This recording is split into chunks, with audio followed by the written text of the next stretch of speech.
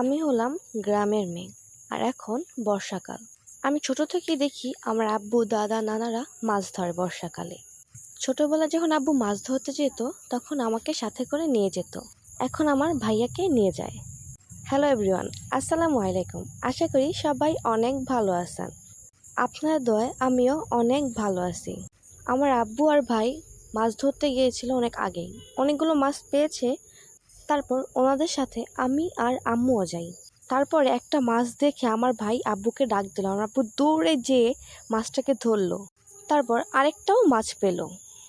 তারপর আমাদের সিঁড়ি ঘাটলার ওইখানেও একটা মাছ দেখেছিল। মাছটা হয়তো এখন আর বেঁচে নেই, কারণ মাছটার শরীরে আঘাত পেয়েছে, কিন্তু মাছটা আমরা পাইনি। তারপর আমরা বাসায় চলে আসি। বাসায় আসার পরে আম্মু সাথে সাথেই মাছগুলো কেটে ফেলে, কেটে ভালো করে ধুয়ে নেয়, তারপরে রান্না করে ফেলে। প্রথমে চুলায় একটি কড়াই বসিয়ে তেল দিয়ে দিল এবং পেঁয়াজ দিয়ে দিল।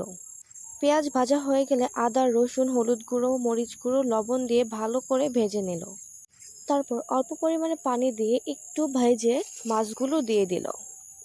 মাছ দেওয়ার পরে আমি ভাই এই সবজিটার নাম জানি না, হয়তো ধুন্দুল, নাইলে চিচিঙ্গা, নাইলে ঝিঙ্গা, যে কোনো একটা, এই সবজিটা দিয়ে দিল। তারপর ভালো করে কষিয়ে একটু পানি দিয়ে ঢেকে দিল। দেশ গ্রামে থাকা কতটা সুন্দর, তাই না? মাছ ধরে সাথে সাথে রান্না করে খেয়ে ফেললাম। ও, আমি কিন্তু মাছ টাছ খাই না, বুঝতে পারছেন?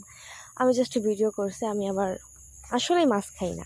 আমাদের তো রান্না শেষ, তাহলে আমরা রোজকারের মতো আজকেও কথা বলি। আমাদের ফেসবুক পেজটি সবাই ফলো করে দিবেন। কেউই ফলো করেন না, অবশ্যই অবশ্যই ফলো করবেন। ইউটিউব চ্যানেলটি সাবস্ক্রাইব করে দিবেন। যার যার সাপোর্ট দরকার শুধু একটি কমেন্ট করবেন, আমি সবাইকে সাপোর্ট করব। ভিডিওটা শেয়ার করে দিবেন। আল্লাহ হাফেজ, আসসালামু আলাইকুম, ভালো থাকবেন, টাটা।